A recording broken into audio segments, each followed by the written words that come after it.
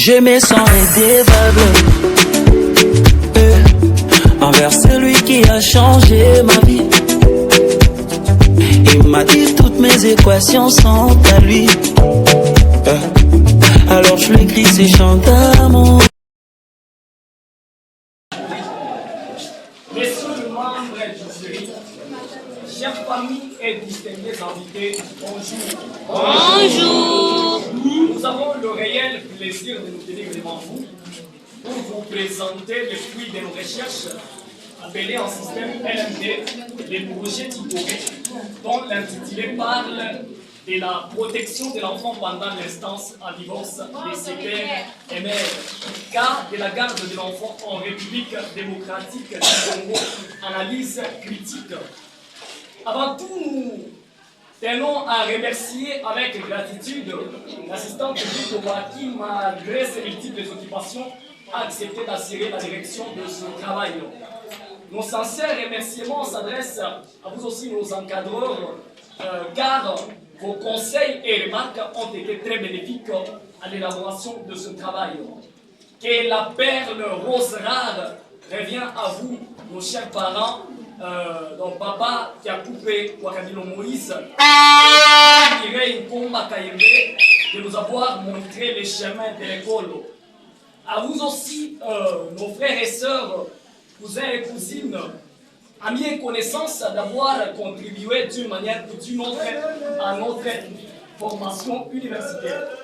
Alors, le choix de notre sujet se justifie par le fait que nous avons fait un constat selon lequel à l'ère actuelle, la République démocratique du Congo se voit butée à de nombreux problèmes qui ont trait aux violences faites aux enfants.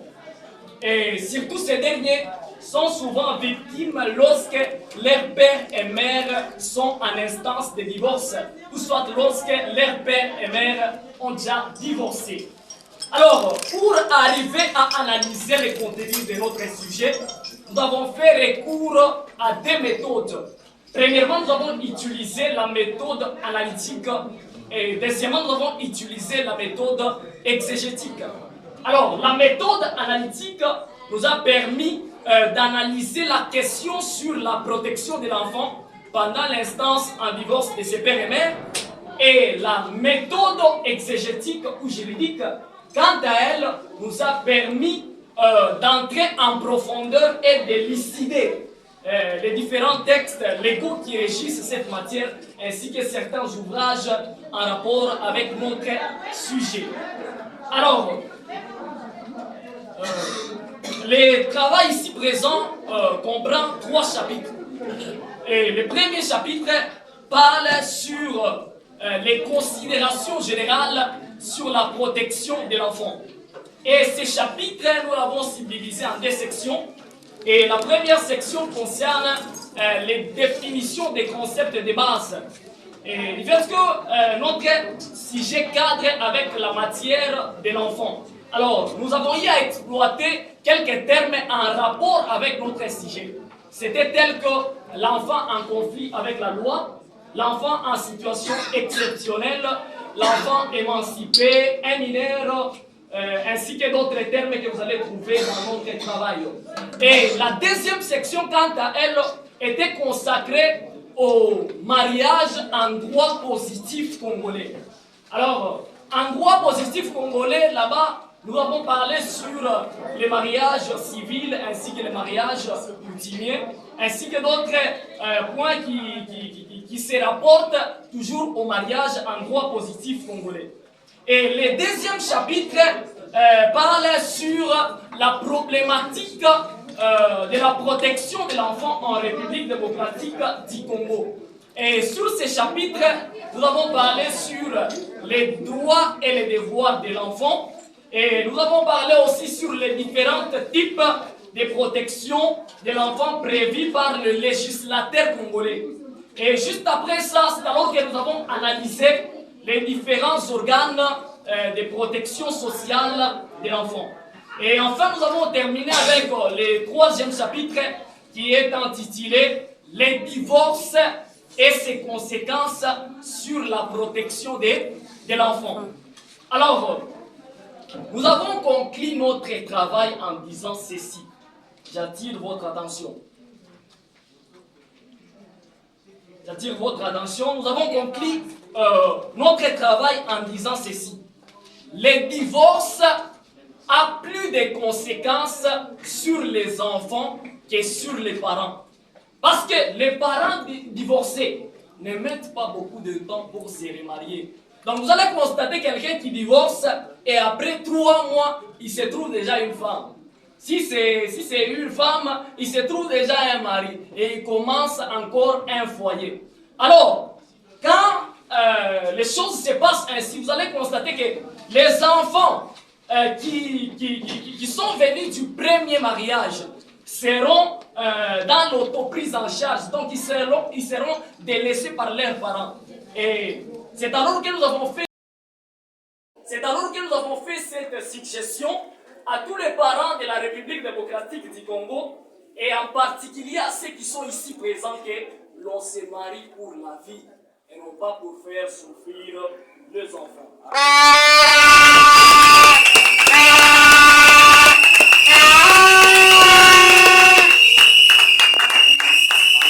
Merci beaucoup, la parole est donnée au premier lecteur.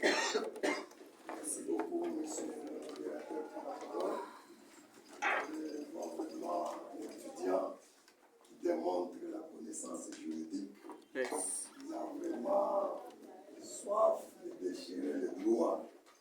Je vous félicite. J'ai vu votre parcours académique, comment vous avez évolué. Si vous arrivez à ce stade, on voit qu'il y avait beaucoup de sacrifices. Moi, en tant qu'encadreur, malgré que je suis un examinateur, je sais comprendre par où vous êtes passé et comment vous êtes sacrifié. Je pense, pour ce qui est de la forme, quant à moi, j'essaie un peu de vous exonérer. Peut-être le deuxième lecteur aura à parler sur ça. J'aurais seulement une question à vous poser sur le premier chapitre. Je vous pose une seule question parce que je connais vos compétences. La première question, j'ai besoin que tu nous donnes une idée succincte sur le premier chapitre. Vous parlez le premier chapitre sur la considération. Vous avez parlé de la considération générale sur la protection de l'enfant. Ma question est la suivante. Pouvez-vous nous donner une idée? Allez d'une manière succincte. Allez pas trop, brièvement. Ce premier chapitre de considération générale sur la protection. Concernant notre travail que nous avons fait, la considération générale sur la protection de l'enfant concerne l'ensemble des termes qui se rapportent à l'enfant. Donc, ce sont les termes que nous avons élucidés dans ce chapitre.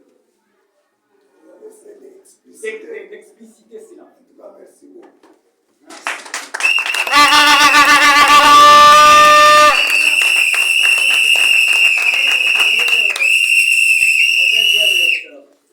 Merci pour le temps que vous accordez.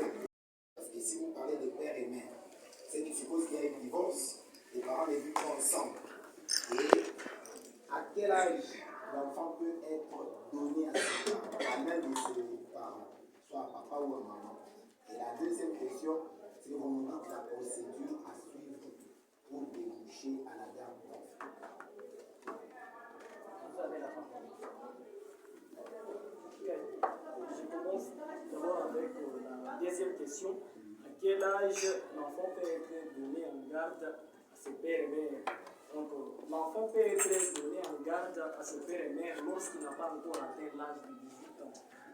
Donc, on donne en garde aux parents seulement des enfants mineurs, des mineurs d'âge. Et pour la deuxième question, je ne sais pas si vous pouvez un peu répondre. La procédure à suivre la garde. La procédure pour la garde de l'enfant. Donc, tout d'abord, il y a la procédure du divorce qui intervient. Parce que la garde de l'enfant, c'est quelque chose qui découle du divorce. Donc, on ne peut pas poser les problèmes de la garde de l'enfant s'il n'y a pas de divorce. Donc tout d'abord, il y a divorce.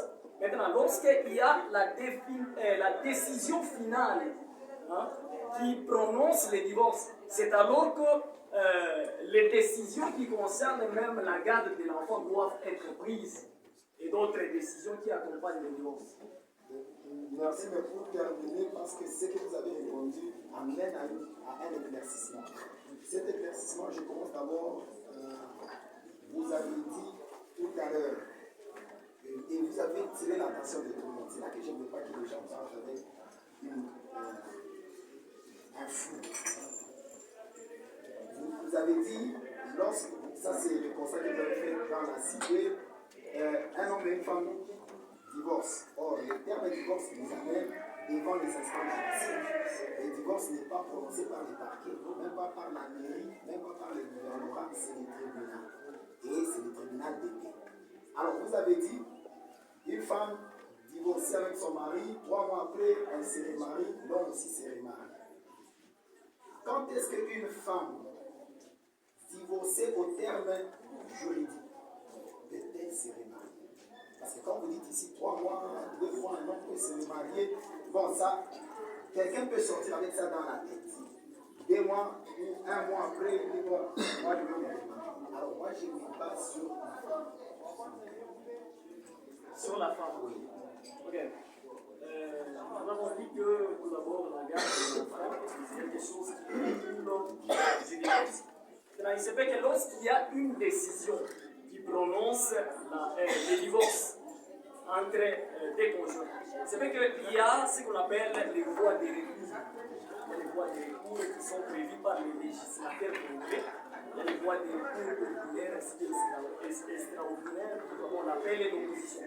C'est vrai que la femme a le droit de se remarier lorsque seulement la décision entre en fonction des choses jugées. Donc lorsque toutes les voies de recours sont épuisées, c'est alors que la femme a le droit de se remarier.